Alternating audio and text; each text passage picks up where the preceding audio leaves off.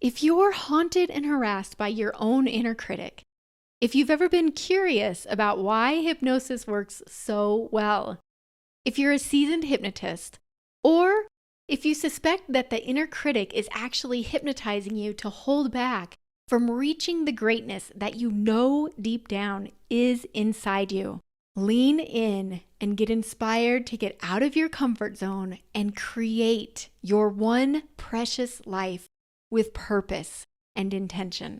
If you like this show, you'll love my powerful hypnosis audio, The Answer Room, because it gives you crystal clear guidance and direction and illuminates an ingenious way to make triumphant decisions, no matter how stuck you feel or how confused you were.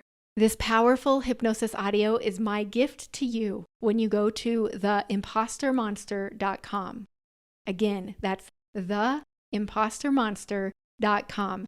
Don't forget theimpostermonster.com. And yes, I'm done saying it. Thank you. Thank you from the bottom of my heart for listening. I'm Lori Hammond, and I'm truly grateful for you. Chris Jones and I just ended our conversation. And at the end of the conversation, we were interrupted by his baby waking up. And I wanted to leave it in because I thought it was such a precious interaction. So just be aware, if you watch this over video, you'll get to see his beautiful little girl, Sage. And if not, you'll hear some baby noises at the end. But I believe that listening to his final words is well worth the wait. I hope you enjoy this podcast interview with Chris Jones. Welcome, everyone. I am so excited for today's guest. I have Chris Jones here with me, and he actually reached out to me. Well, he followed me on Instagram, and I said, "Oh my gosh, I can't believe you're following me. Thank you." And so we connected, and now we're having this conversation. And he and I decided to just jump in. We know very little about one another at this point. And so I thought it would be really cool to allow you to eavesdrop on our conversation and get to know Chris along with me. Chris, I'm so grateful you're here. My introduction to you was watching you hypnotize Howie Mandel. And I just watched in awe and thought, this guy is so cool. So thank you for being here, and tell us a little about yourself. Oh, thanks for that. Yeah, I shook hands with Howie Mandel. He's a germaphobe, deal or no deal. He only fist pump. And I think I was 2015, 2016. So I was like 29 years old. And it was pretty cool. I didn't know what was going to come from it. I got some notoriety. I got some fame. I got a lot of people reaching out to me on the hypnosis level and like the could be client level. And I just wanted to chit chat with you because yeah, you came up with my Instagram. I said, this person looks like a good human being. Like when you can tell someone's a good person. And I watched a few of your interviews and you talk to people who I respect and admire. And here we are today. I love that. Thank you so much. So that's one of the things I was curious about coming into this conversation is I know there's kind of like little circles of different pockets of hypnotists. And, I'm a big fan of Freddie Jacquin and Melissa Tears and Mike Mandel. Will you talk to me maybe a little bit about your training and the hypnotists that you follow? Yeah. So, I think a lot of people go like, I was a magician turned hypnotist, or like one of my mentors was a DJ turned hypnotist. But I was in college and I was loving magic, doing magic, and I bombed a lot on stage, like talent show after talent show, just bombed. And because I couldn't figure out my thing, like I was a people person, but how do you turn that into a magic trick? And then I think it was graduate school, I saw a hypnotist. I met him before the show. Yeah, it was graduate school. And I was studying recreation, outdoor parks, and because I didn't know what I wanted to do with my life. And the hypnotist was this guy right here, Dr. Steve Tomlin. All right. And I talked to him about magic before the show, and he's doing his routine, and he goes, sleep to someone. And he goes, Chris, my friend Chris is in the audience. He likes magic. Watch this, Chris. Give me your wallet when you wake up. Guy gave him his wallet. Forget you gave me the wallet. Sit back down. Sit back down. Looked into his pocket. He was like, where's your wallet? Give me your cell phone. Forget. And he gave me the cell phone. And he's like, Chris, you can't do that with magic. And I literally felt my heart like divorce magic and fall in love with hypnosis. And I said, okay, this is what I want to do. So the next full year, I just studied every book that I could. I wrote my thesis on hypnosis. Again, I went to grad school with recreation. That was my degree, outdoor parks, playing. And so they were very liberal. They said, yeah, write your thesis on whatever you want. And I finished a 67-page book on hypnosis, audience enjoyment of hypnosis shows. And that was my question I wanted to answer. And you wrote a 67-page thesis on that. Yeah, yeah. Is that something that I could link to for my audience? I think so. Having said that, there will be typos, and I tried to transcribe it like last year, and so I'm like reading it, and I source things well, and then I source things horribly. Like I definitely have insert source here in the parentheses, and then I just turned that in, and I graduated with shit like that. Like it should That's have been a awesome. C plus paper, but I still graduated somehow. I love that. And I have noticed that tends to be a principle underneath people who are high achievers, is that they're willing to do things imperfectly Mm, and willing to mm. maybe start before they're ready. I think I think if we started when we're ready, we would never start anything. Like if you're confident you're not going to fail, where is the challenge? Uh, so I've done some risky things on stage. People are like, "Oh, you're so gutsy. You're so, you know, lack of a better term, ballsy." And I'm like, well, first off, there should be a term for ovaries. Like if you have balls or ovaries, like man, that took a lot of ovaries. We need to dive into that because I haven't talked to many female hypnotists. You're the first on the record, but I've reached out to a few and I'm like, I want to pick your brain. But I tried to hypnotize Teller from Penn and Teller, like on Fool Us to talk. And I did my same induction and all right, now say something. He's like, and I tried it again. As do you want to say anything? He's like, and Penn was very kind. He's like, we don't know what that was. You entertained the audience. You were very funny. They liked you. And we thought we were going to destroy hypnosis on our show, BS. But we interviewed hypnotists. Turns out there's a lot of validity to it. So, yeah, hypnosis does appear to be real. You didn't hypnotize Teller. He could have been like, F you. He could have spoken, but you didn't fool us. You were very entertaining, and I hope that's okay. And I'm like, that was great. And I ran off stage. I was like, I will take that. So, I love that. I feel like you just gave people listening such a huge way to reframe this idea of trial and error, of failure and success. You mentioned earlier that when you first started the magic shows that you bombed on stage all the time. And when I watched you with Howie Mandel, I thought, like, is this guy nervous? What if that didn't work? How did he find the courage? So, will you talk to me a little bit more about where you find the courage to put yourself out there, and maybe tell me? Well, we'll stop there, then I'll go to the next question. I don't know if it's courage, but I have an idea in my head, and sometimes I won't be able to sleep until I put it on paper and, restless energy. So, yeah, I, I, I got on America's Got Talent because people kept recording my live shows. And, a lot of people get their success on YouTube, but college people, that was my predominant audience. They were filming my shows, they put on YouTube, and my videos have like 3,000 views. I did a full show from some kids recording with his cell phone, and it got 3 million views. And I'm like, how are you doing that? Like, I'm not upset, but like, it's not that interesting. Like, I edit it and like, I'm like, oh, look, here's some music, here's some back. And they get, 1 million views on. I was like, well, bless your heart. So America's Got Talent saw me. They said, we want a hypnotist, and you have to tell them what you're going to do ahead of time. So if you make it 4 rounds, or if you don't, you have to tell them what you plan to do for each round. And so I pitched them how he's going to shake my hand. Howard Stern, who's talk show, he's going to forget how to talk. Heidi Klum will fall in love with someone. And Mel B, I don't know what I was going to do with Mel B. They said, just focus on the Mandel thing. And I was like, cool. So yes, I was nervous. You can hear my voice crack before I say, you will shake my hands. I'm wearing gloves. And he did. I was like, yes. And then he sat down and they were like, that was pretty cool. Could you like erase it? And I was like, all right, now we're jazz music. You guys like me. I like you. And so I was very comfortable after that. So I love that. That is so cool. When you think about maybe the very first time you got on stage to do a magic show, talk to me about that. So bad. I mean, I loved magic. I was in pre-K, and I went to pre-K twice because I was walking early. My mom was like, "He's a handful. I can't take him." So a magician came to our pre-kindergarten, and I saw his tricks, and I felt like they were kind of obvious. And the second year, he did the exact same things, and I was like, "Guys, like," and I learned that if you just observe something or watch it twice, you'll figure it out. So since kindergarten, I was reading magic books, and I loved it, but I wouldn't practice. I just kept accumulating knowledge. And so I would try to do cups and balls, but I wouldn't practice. So I'm like, here's a ball, here's a cup. Where's the ball? I don't know. I didn't practice. Thank you. Good night.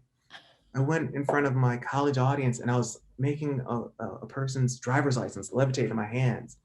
And like the first row was like, ooh, cool. And the back row was like, we can't see. So I went on stage and I'm still making it levitate. It's just like, yeah, this is so cool. I didn't know with the spotlight, they could see the string going from my ear into the, and then everyone just like was, I'm still like,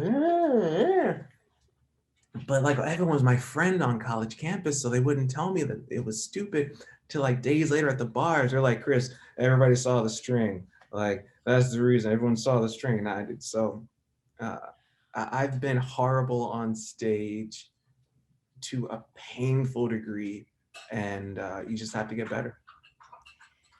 So the reason I'm not going to ask this next question is because I talk to so many people who want to make a bigger difference in the world. They want to start using hypnosis, whether it's in the context of stage shows or therapeutically, but they're so afraid of screwing up. And I can imagine just hearing that story, someone's heart sinking. And I think one of the best ways to overcome that is to model someone who's doing it well. So if you would just help me get a little bit more in your head, Yeah. you said, just how are you able to get back on stage again after realizing that everyone there Saw the basically saw string. you as a fraud? Uh, well, I can relate because I didn't want to do therapeutic hypnosis because my fear was I'd help someone quit smoking cigarettes, and honest to God, I was afraid they would pick up crack. Like, I was like, all right, you won't drink alcohol anymore. And then they start doing heroin. Like, that was my legitimate fear. Like, it's okay to be afraid, but talk to people about your fears because everything in life, there's a roadblock. And so even with your fears, like, oh, I'm scared I'm going to be driving. I'm going to hit someone. Like, I didn't get a driver's license until I was 21 because I was afraid I was going to kill someone with a car. And my dad's like, yeah, when time comes, you'll want to drive. And I'm like, I have a bicycle. I'll never want to drive. And he's like, son, you're not going to drive your car on the sidewalk. So don't worry about pedestrians. And anyone who's coming at you can also pull away. So your fears are fine, but it's not like you're an unstoppable force. Like, you're going to make mistakes. It's totally okay. The end. Like, oh my God, what if my business doesn't work? Then take out another loan. Like, oh my God, if I don't make money, what happens? It's a tax deduction. Write it off on your taxes. You're going to be fine.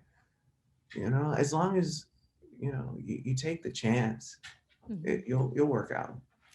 I love that. When I quit my job as a hairstylist to become a hypnotist, I sat down and journaled, and I used some of the questions that Tim Ferriss talks about in his fear setting. And Yeah, it was basically, okay, if I do this and I fail, what's the worst that can happen? And it's that I go back to being a hairstylist, which was a career I absolutely loved. And it's like, okay, why wouldn't I give it a try? And I think I recently heard someone say, we are the center of our own universe, and it feels yes, like the world revolves around us. And if we screw up, it's just going to be like this terrible thing.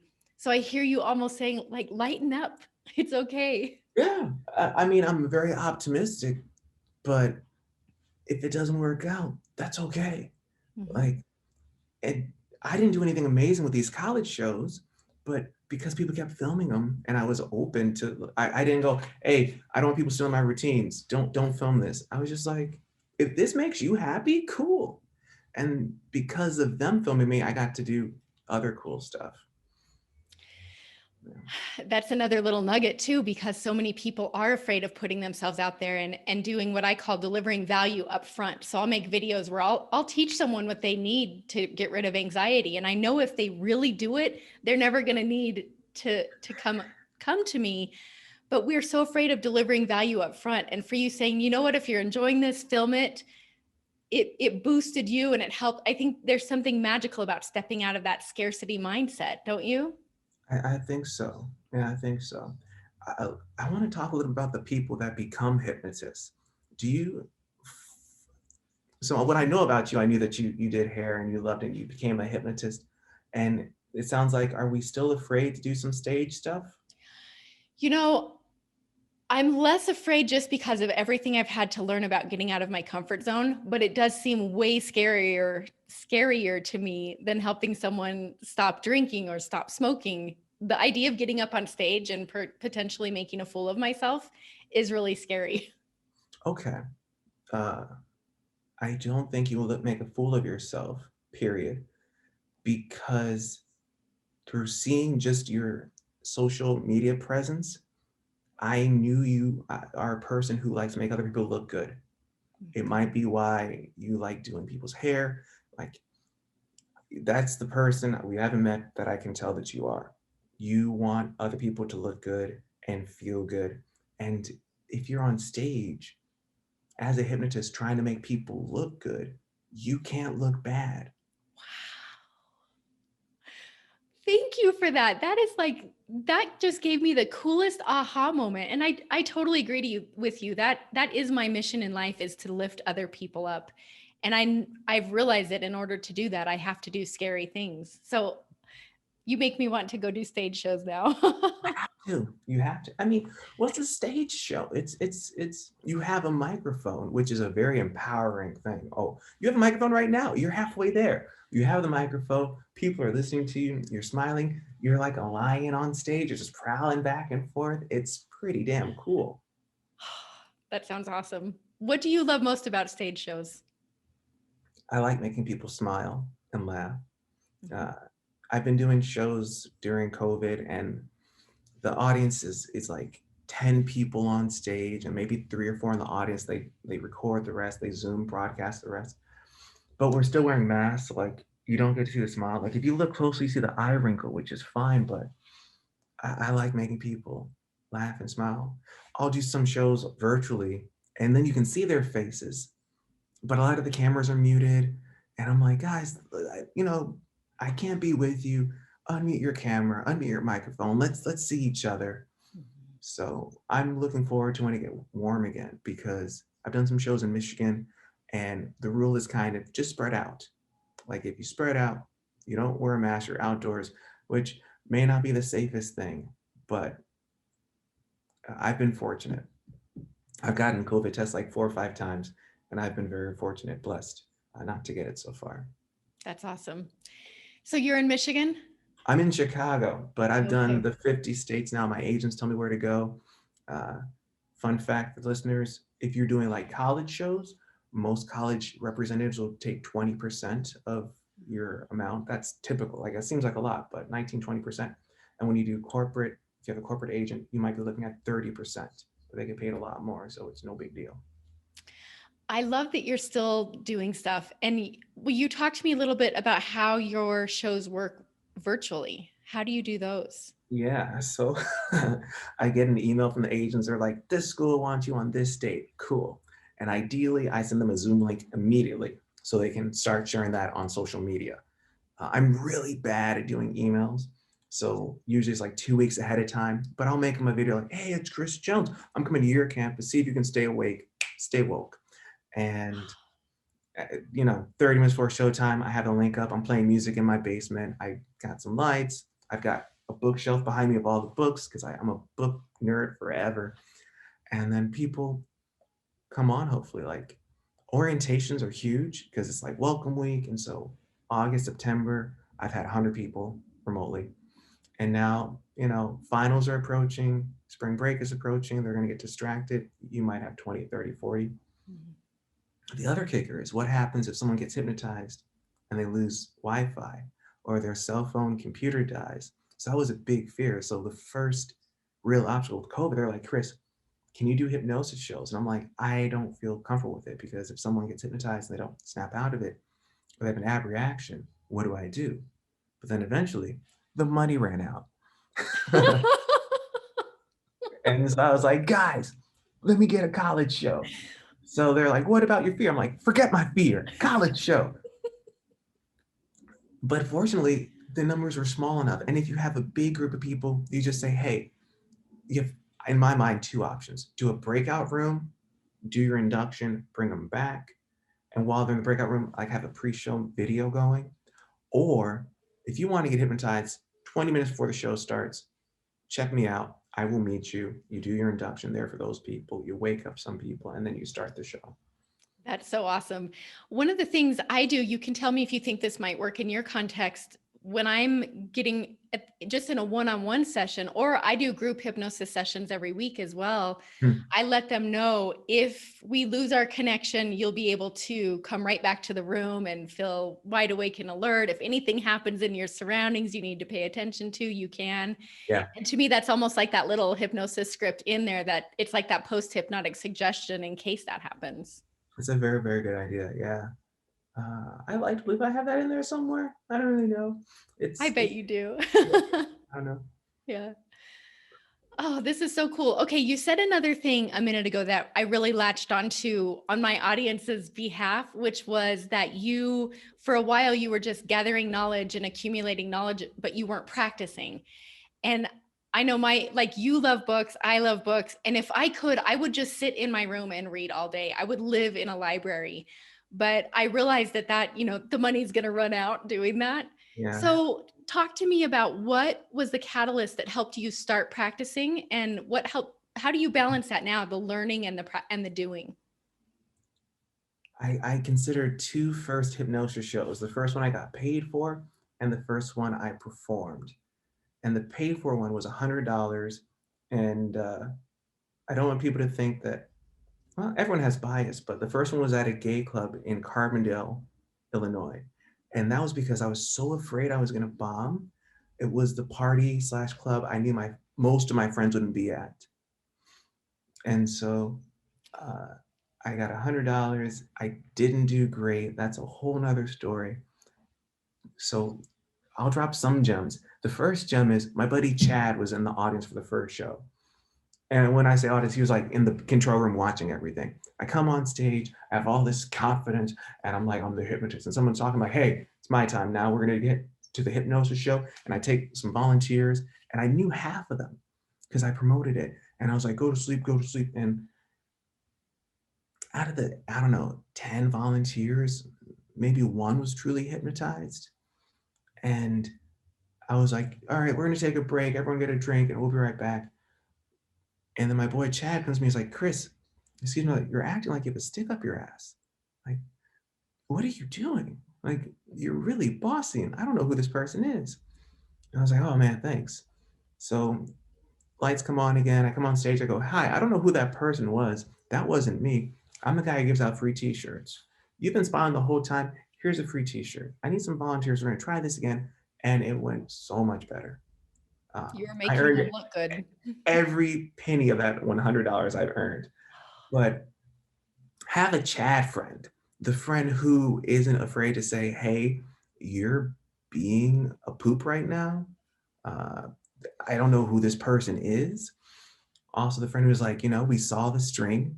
Like, have that person in your audience. And if it's your significant other, be okay to let them be a Chad in that moment. Because we want to come off stage and someone to say, you were so good. That was amazing. Probably your best show ever. But you need to have someone say, listen, in the future, do this. The end.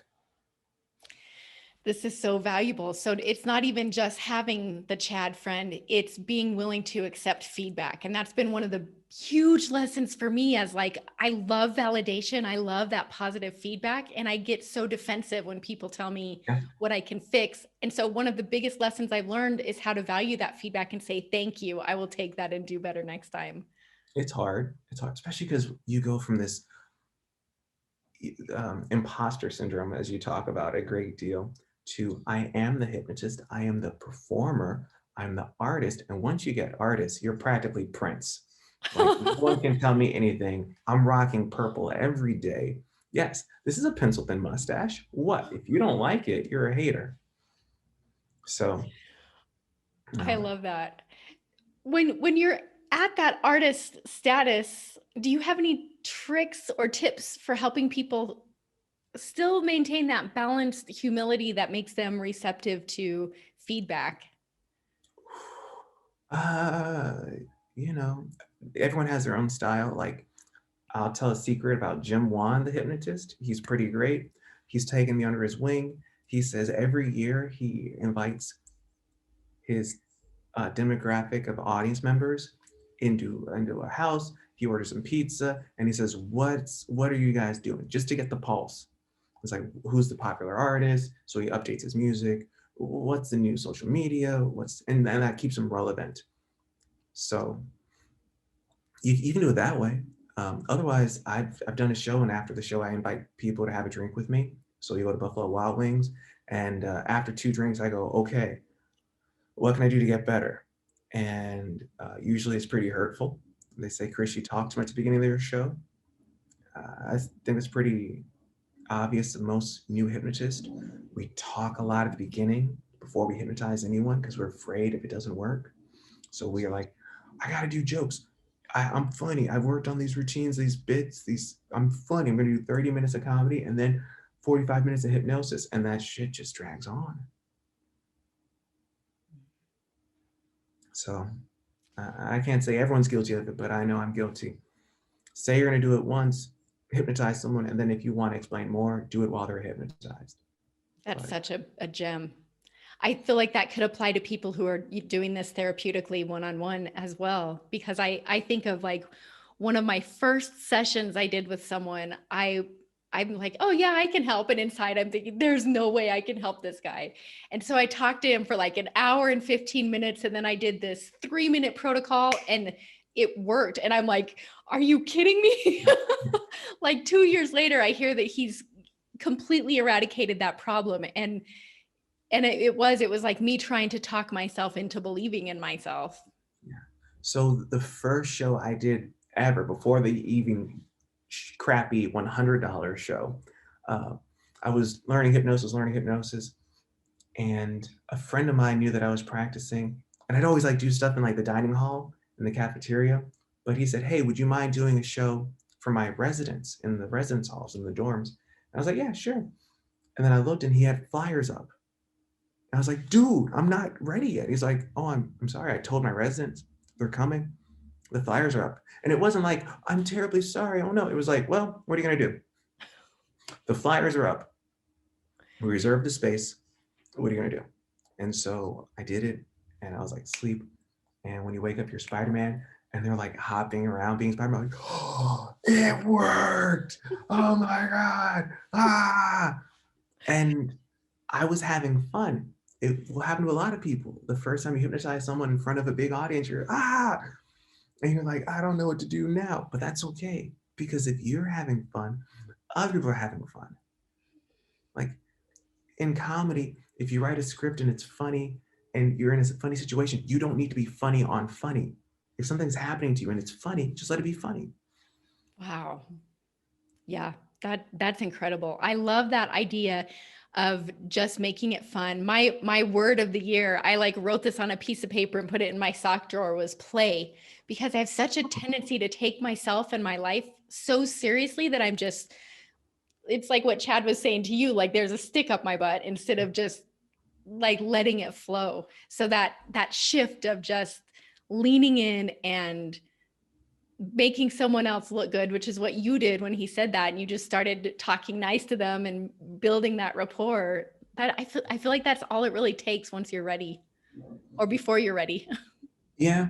Having those friends, the one who's like, I'm sorry, the flyers are out. What are you going to do? Yeah. And the friend who's like, all right, you did your show and you're bombing because you're not being yourself. So Yeah. be yourself. You talked about this sock drawer. Sounds like you have a life hack of knowing where you're going to be, giving yourself an affirmative statement. What else do you do as a life hack, if I can call it that? let's see. That's such as I feel like I'm on the spot. I'll come up No, with no, something awesome. no pressure. Yeah. Well, so my last interview that I did before you was with a man who is coaching me through the Clifton Strengths test. And one of my strengths is futuristic. And that is that I have the ability to look at the future. And it's almost like what you're saying, hearing you word it that way. It's like I'm willing to look at what could be and give myself some perspective as like this future self. It's not always going to suck. It's not always going to be this hard. You're moving towards something positive. And I think that we can easily, what if the negative things, we can think, what if I bomb on stage? What if I do this? What if this protocol doesn't work? But we can just as easily say, what if this is amazing? What if I get a standing ovation? What if I book 10 gigs off of this? And when we start to just look at it in a more empowered perspective, it changes everything. Mhm. Absolutely. Okay. You're still on it. Give us Okay. some life hacks that you do besides the Okay. stock drawer, or explain Yeah. more with the stock. Well, so one of my favorite things is a lot of times people will come to a hypnotist and they feel really broken. Maybe they drink too much. I help a lot of people with weight issues, and they feel so stuck and so broken, and they think that they need this massive epiphany, this huge aha moment to break free. Mm. And one of my favorite life hacks I learned from Dr. BJ Fogg, who is a behavioral scientist at Stanford, and he talks about tiny habits. And it's basically like narrowing in the neural pathway that's creating the problem and finding one teeny tiny way to affect change on that level.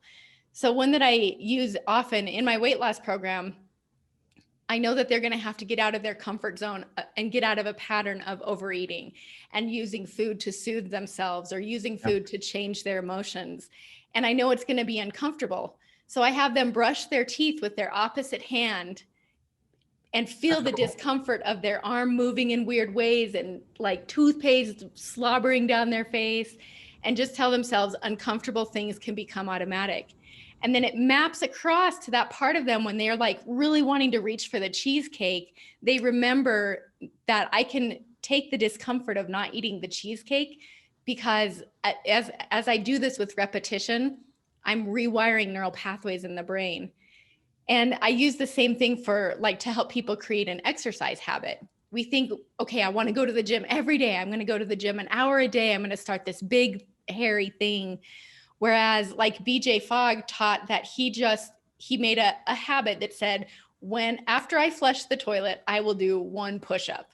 And he just, every time he flushes a toilet, and I have a man in my weight loss program, I think he's in his 60s, and he's now doing dozens of push-ups every day because he just incorporated that one tiny habit into his life. That's cool. That's cool.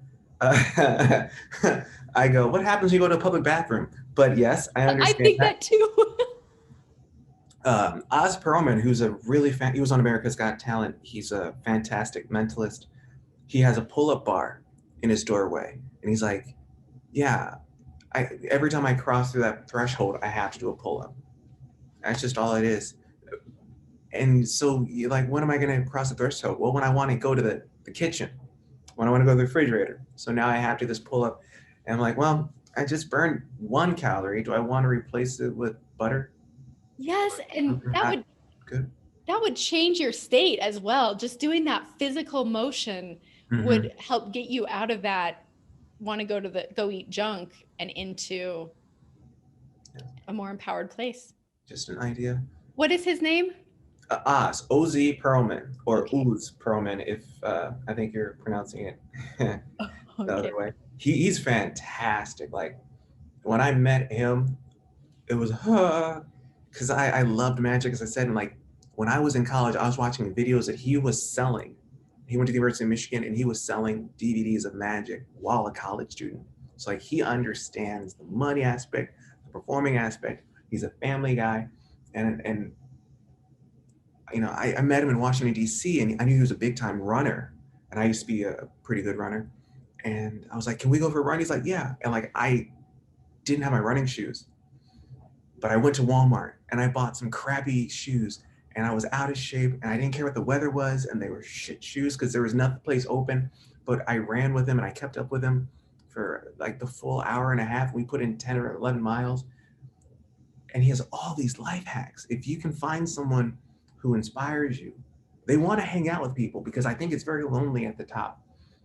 One thing he did when he's like, I'm going to run for 90 minutes, and there was no stopping. So you hit a red light, you hit traffic, and you just turned. There was no rhyme or reason to the way we went.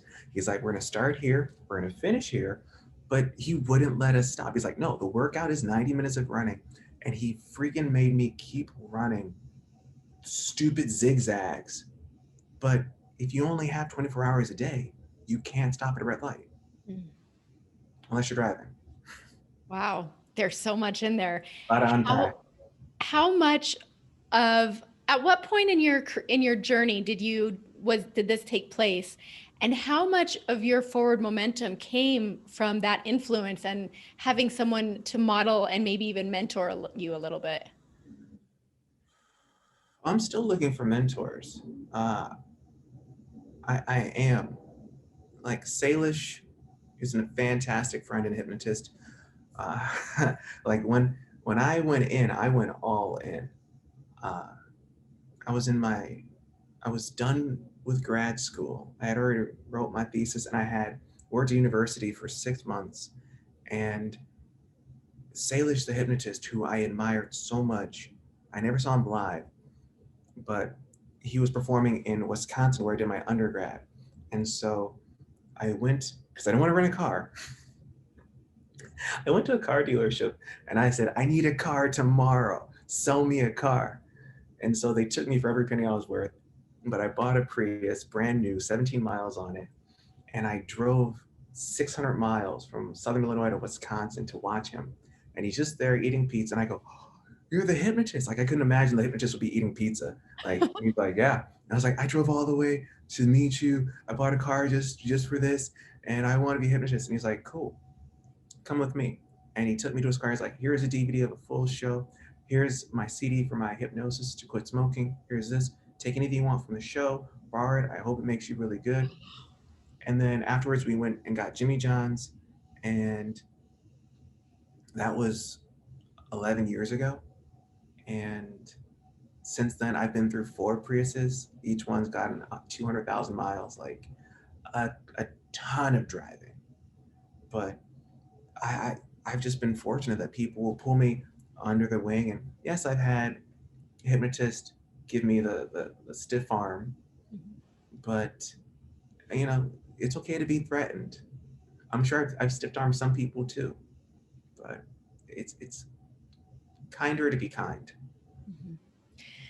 This is so awesome. And I feel like just doing this interview, you're giving so many people that same gift. I was in a clubhouse room before you and I started this call, and this woman said, I have this huge audience. I'm a vegan and I help other people be vegan, but I'm not sure how to use this audience. And this guy comes on and basically gives her like a complete business plan that if she were to implement everything he said, she would be a millionaire. And I even messaged him and I'm like, oh my gosh, you gave her so much value. I hope she realizes. Mm, So I hope for anyone who's listening to this right now that go back through and take notes on what Chris is talking about and the principles that he's giving you for overcoming all those little things that imposter monster says that keeps us back. This is just incredible. I love it. appreciate that. I don't think anyone's ever said go back and look at Chris's notes, but I appreciate that. I think that is definitely a first. Oh God. It really is, because you're walking the walk and you're getting over that fear, and you're giving people a strategy and even like a recipe, if you will, of how to, be open to feedback, how to get Mm, better, how to stop just accumulating knowledge and actually take action. yeah. At So some point, you gotta stop reading the books and write your own book. You have to stop reading the movie. They're watching the movies and make your own movie. You have to pick up the camera yourself. Uh, that's what it is. So, can we dive into some biases and stuff that's in my head? Because do you find a lot of female hypnotists? I feel like this is kind of like the airlines, all the pilots are men. And whenever I see a female pilot, I'm like, oh, they have the best pilot, like period. Because if you're outnumbered that hard, you're gonna work your ass off to be better, just to be seen as good enough. That's a great question. And it's so timely because a week from today, we're recording this on March 1st, and March 8th is International Women's Day. And Mm. I just did a little blip for Kaz Riley, who's putting together a thing for female hypnotists. And I actually am acquainted with a ton of female hypnotists, but a lot of them are playing it safe. They're kind of in the background and they're afraid to step into their awesomeness. So I know that there are a lot of them out there, and people like Victoria Gallagher, Melissa Tears, Kelly Woods. There's some really awesome women doing incredible things. But I think you're right that it's I wouldn't say it's a man's world, because my brain just doesn't quite think like that. And I think that's part of the reason I'm willing to step up to the plate as a female. But I do think there's a big opportunity for women to shine in this field a little bit more, a lot I more. I agree. I think specifically, again, speaking as a male, not understanding, not being in your shoes, um, not enough female women that are stage hypnotists. I feel like women are like, yes, let me help you. Let me give you the tools that you need so you can be whatever you want to be. And I'm like, that's dope. I'd like to see you on stage. Um, I have a theory, and again, realize all my biases. I think there are more male comedians for a couple of reasons, but one is same as just male magicians. Guys don't want to be fooled by a woman. They can be fooled by their peer, like, what's up, dude? Oh, that's pretty cool, crazy. But men don't want to be quote unquote beaten, outsmarted, outwitted by a woman. And there's a lot of toxicity to unpack there. I love that you brought that up. So I'll share my perspective and you can tell Please. me what you think. I think what you're saying, there's almost like this competitive undercurrent between the sexes. And I think as long as it feels like no matter the sex, what one person is trying to dupe the other person or coerce the other person, there's going to be resistance. But when they step out on stage and say, hey everybody, I see you, I acknowledge you, I want to make you look good, that it breaks that resistance. And I actually have a ton of men who follow me and come to my weekly hypnosis sessions and work with me one-on-one. And it's a little bit surprising. And I think part of it, I hope I can word this, I hope I can articulate this well. When I'm presenting myself and my tools, I never really think about myself as a woman or the person like the sex of the person I'm trying to reach. Mm-hmm. I just want to help people. And I think that comes across in my Yes. presentation. And yeah, I'm going to stop there because I'm not sure where I'm going I, next. I think you said it. If and there's so much to unpack. Uh, yeah, I think men, boys have to be taught how to listen and to hear. I've only been married for a year, but the concept of this is what I said, but I meant this. Like when my wife says, what is your day like? When are your meetings? She wants, of course, me to ask, what is her day like? What are her meetings? And obstacles we might have just with like our childcare. So that's on the personal level. And then, I don't know, Ali Wong, who wrote a great book, Tiger Mom, she performed two of her specials while she was pregnant. She she offered a theory. It's hard to be a female comedian because if you're gonna be a comedian, you have to travel, you have to hit the road. And it's terrifying for women to be in a hotel when they're starting off, shady hotels. Mhm. She's like talking about sleeping with the keys in her hand, and you don't want to be away. And then you want to see your family, but it's just a lot safer for a guy to be on the road by himself to sleep in a shitty hotel, excuse my language, to rent a car, to hop in an Uber Lyft with a stranger. Uh, yes, stranger, I will hop in your car. You will not kidnap me. No, you're not going to. So, So as a male, you would agree with Ali Wong on that thought process. Because I can definitely see her perspective. oh yeah, I've never ever thought about fitting in a trunk. Like that's not a fear. Or being a performer and then taking my daughter for a second and I hold her and I make her stop crying, like, oh, you're such a good dad. Dude, I was on stage for like 3 hours and I held her for 10 seconds. I'm a great dad. Ooh. If a woman was on stage for 3 hours and held her kid for 10 seconds, you'd be like, oh, she's Right. So I've only seen a couple stage shows in person, and one of them was actually with a woman. One of my friends brought me there for my birthday one year, and it was actually a female hypnotist. And I remember thinking, you don't see a lot of female hypnotists. So let's say a woman, well, not me, because I feel like I'm not as scared as I maybe should be about being a woman in this scary world. But let's say a woman came to you and she's feeling those things that you're describing and she has a fear, but this is like her passion and she really wants to do it. How would you advise her to move forward? Good question. How have you lived your life so far without my advice? You've somehow found a way. So when you have to do scary things, do you bring a friend with you? Cool, bring a friend with you on the road. Uh, and that person can maybe sell your t-shirts or your audiobook or something, and that would pay for their fare. Get the Southwest credit card, and then someone flies with you for free. I mean, that's my wife flies $5 wherever I fly with Southwest. Not a commercial, but it is dope. Like we went round trip to LA and it was $110, me, her, and baby girl. What? So it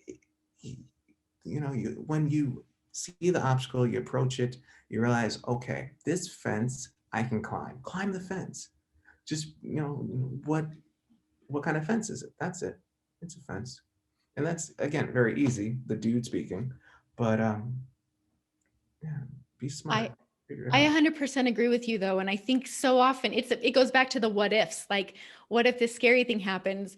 I think that we can tune our unconscious mind to show us answers based on the questions we ask. So maybe start just asking, how can I move forward even though it's scary? How could I keep myself safe at a seedy hotel? Just start looking for ways, asking empowering questions, and be amazed at the answers that come to you. And maybe instead of doing a comedy club where people are going to give you horrible food and maybe a free drink, say, I'm going to do this corporate show, add a comma to your check, and that's it, and demand you stay at the Hilton. Wow. I don't know. I like that solution. Yeah, I mean, Yeah. well, I can work really hard and be. I mean, I did a show um, for $700 and no one got hypnotized. Now, this is when I was used to making 1,500 a show, and this was my earlier years. But it was wintertime and I just wanted to do something. I was bored. And so I was on like Gig Salad, and that was the app or the website I used, and they said $700 with corporate gig. I drove middle of nowhere, Wisconsin. They said, give us music. They're gonna eat steaks, and that's when you do your show. And I'm like, they're not gonna appreciate me if they're trying to enjoy a steak. I don't even want to choke. Wait till they're done eating, and they're like, well, we only have this room for this time period. So I tried to do my little show. I was like, gentlemen, ladies, if you get hypnotized, someone hypnotized next to you, don't wake them up. Sure enough, like 3 women go out in the audience, and the husbands are like, don't embarrass me in front of my boss. And I'm like, dude, that's my show. And so no one got hypnotized. And then I said, well, I'm sorry. And then I just played music with my head down. And people came up and was like, hey, I'm sorry we didn't get hypnotized. We're a tough audience. And I was like, why be a tough audience? Like, and I felt so bad and everyone was just so disappointed. I was like, I'm gonna give you half the money back. And she says, I think you should. And so then I had to drive home, middle of nowhere, Wisconsin. And so if I just waited and charged my normal 1,500, I wouldn't have felt like crap that day. But I have a story now, so. And it's a story that I think can help so many people because I see the same thing. I hope you don't mind me drawing these parallels, Please. but I see the exact same thing in hypnotherapists who want to charge a lower rate, and the kind of people that you attract to you at a lower rate are not the kind of people that are going to partner with you in changing their lives, because it's the more we charge, the more high caliber clients we attract. It's true. And I can see the hiccup of, I don't want to pay or charge someone X amount of dollars to do the right thing. But my wife, the social worker, tells me to change your perspective. I'm not getting paid to help you. I'm getting paid to give you tools. Look at it that way. Mhm. Or being paid so you can extend your life. Like, I'm charging so many dollars per minute, but that's so you can have more time with your family. So I hope you appreciate that. Yeah. And I think when we really acknowledge and accept the value that we are bringing, even if it's just to make someone smile and make someone laugh and make them feel amazing, when we understand the value of that, it helps us step into a willingness to ask for what I've heard called notes of appreciation in exchange for the value you bring. Oh, notes of appreciation. I like that. That's cool. That's very cool. Yeah. So when are we going to see you on stage? Well, I'm going to have to start tuning my reticular activating system for that, because honestly, my dream, when I think about my big business goal, I want to be like a Tony Robbins-ish kind of person who's Okay. touching millions of people, who's transforming lives. And that goes back to this idea of like female, male. It's never occurred to me that I can't be Tony Robbins. Like, to me, our genitalia has nothing to do with that. It shouldn't. I mean, Yeah. I love arguing. And when people are like, this is here and this is and this, I'm like, so God has a penis? You think the great being, how big is God's penis? Tell me that. Why does God have a penis? Does God have condoms? Why? Like, just this most silly thing possible. But Tony Robbins, everyone says, oh, he has the whole package. He's 6 foot, whatever. He's like, you can't not be empowered by him. But was it Jane Elliott, the teacher who did the brown eyes, blue eyes thing? I saw her speak in college, and she's maybe 5 foot, but you got sucked in when she spoke. Like, it's not you being big. Nelson Mandela, same thing. He was a thin guy. You get sucked in. I mean, take whatever you can. Oprah Winfrey is dynamic and she's powerful, but part of it is she was an amazing interviewer. She is. And she'll listen to anyone. Like, she'll take a bigot on her stage and say, well, why do you think that? And she'll question. And, it's kind of like boxing. You need an opponent because no one's going to watch you just shadow box. You need an opponent. And then when the thing's over, you can be friends and be in the interview, whatever. Mike Tyson, for example, he had a hypnotist. Tiger Woods had a hypnotist. All these people had a hypnotist. But Mike Tyson would say horrible things before the fight about the person. He's going to knock him out. He's going to destroy him. And then when the fight's over and he knocks him down, he'd help him up and he'd kiss him on the cheek and say, thank you for the fight. So I want you to get on stage, and if anyone gets in your way, you knock them out, but then you don't humiliate them. You knock them on their butt, and then you pick them up. Because if they want to come at you again, say, every time I knock you down, I will pick you up. I Like, this is love what I do. I'm used to this. Okay, Chris. So if I were to rise to this challenge, which I can feel inside that I'm going to, I think this is my next step out of my comfort zone. What would be what would be my first step in making this happen? How would you You need to just figure out where you want to perform, and I need you to record it and figure out the acoustics and advertising. That's kind of it.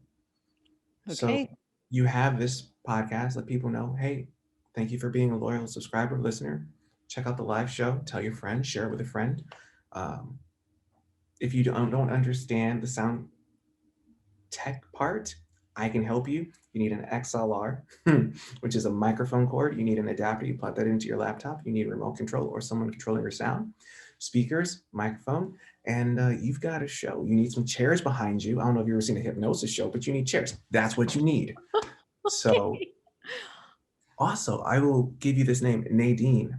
She is the queen of hypnosis, and she's from Canada, and she's a lovely person.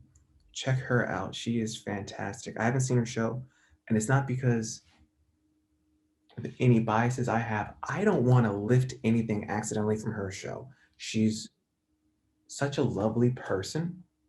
I don't, I'm afraid to watch some people perform because if I take it even subconsciously, I'm like, damn, I should get over that. But yeah, I get that. I feel the same way. yeah. So Nadine, I'm going to send this to you. You two need to talk, please. Awesome. I'm so excited, Chris. I never expected this turn to come from this conversation, but it is something that I've kind of what ifed before. What if I did do stage? And that would segue into my big picture of how I want to make an impact in the world. Will you tell me what is your big picture? Where do you want to be in 10 years, 20 years? I think everyone has like the financial goals, the personal goals. I want my wife always to like and love me. So that's a big goal. I'd like my daughter to be able to talk to me about anything. And I want her to be able to read by the time she's in kindergarten. So those are big goals. I want to pay off the house. And in terms of being a performer, it would be cool to have a Netflix special. No two ways about that. Um, I want to travel. The goal is to just do 2 new countries a year and employ my friends. Like my manager also stood at my wedding. She's fantastic. And I like being surrounded by people who I can trust, people who tell me good and bad news and be genuine. Like I don't mind staring at you on a screen at all, but I want people to get off their cell phones. I want people to get back to life and connect. Do you have time for a couple more questions? There's Yeah. one that keeps coming up for me. You talk a lot about friendships and relationships and the people that have boosted you up and are there for you. Will you just dive in a little bit about how you think about friends, how you cultivate friendships, how you choose friends? Yeah, well, it's definitely been a journey, and I'll share this with you. My mom passed away. These things happen in life, but she was diagnosed with cancer, and I said, "So what are you going to do?" And she said, "Well, I'm going to go on a cruise because I deserve it. I'm taking her sister with me." So I was like, "Cool." I said a little prayer, and I wasn't too religious, and I was like, "God, if you make my mom suffer, I will not forgive you." Probably not how you should talk to the creator, but that's what I did. And God's like, "I see you." So she didn't suffer. She passed away within 6 months, but her prayer was that I wouldn't miss shows. And this is insane because I performed the day she died. I performed, then went to her wake. I spoke at her funeral and then performed that night. Like I rescheduled 2 shows, period, over 6 months. And when you lose someone, you find out who your friends are or people who are in that right place at the right time. Nothing against them as people, but you find out who needs to be in your life at that point. So we're taking a journey because I hear a baby crying. I hope people are watching this on the video and not just listening. I'm so excited for what's about to happen.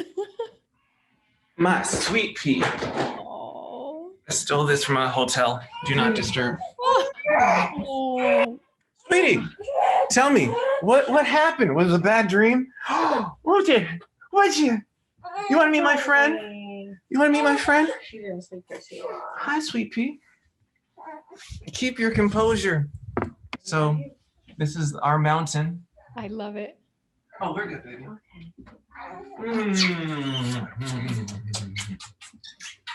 Cheeks. Hi, baby girl. Say hi. Hi. We're back to normal. Oh my gosh. We were just talking about friendship. That lip. We're talking about friendship, sweetie pie. Those scary dreams over. I love you. So, Yeah. Yeah. I love it. Tell me her name once more. This is Sage. She's pretty cool. Paige. I'm so Yeah. glad I got to see her. Yeah. Do you want me to let you go, Chris? I think I want to just finish the point of when you're chasing money. Like the biggest check I ever got was $70,000, which is legit. But that check was from selling my mom's house after she passed away. So, yeah, tax free, 70 grand. And the check was super, super small in my hands. I was like, we had this fantastic house we bought together. I lived with my grandma and my mom. And shortly after mom died, grandma died. I'm like, this check means nothing. So, Chris, oh, go don't ahead. chase the money. Don't chase the money. Yeah. Thank you so much. I'm so grateful. Even if no one else hears this, which I'm so glad they will, this has been so awesome for me. And I'm so grateful to you taking the time to do this. Yes. And I'll listen to you as you grow up. Yes. Sage. Bye, Sage. It was my pleasure.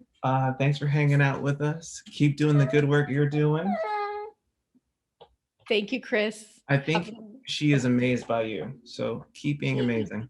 Hi, baby. You as well. And you too, Sage. Keep being amazing. Awesome. I'm going to see you on stage soon, okay? Deal. We will see you on stage. I misspoke. I'm sorry. Bye, Chris. Take care. I'm so grateful you've listened all the way to the end. What is one tiny action step you'll take now based on an aha moment you got during the podcast? Maybe that life-changing action step is to come accept the gift I have for you at theimpostermonster.com. Head there right now to get your powerful hypnosis audio, The Answer Room. That lets you make important decisions and get crystal clear about your next step forward on this path of purpose in your one great and precious life.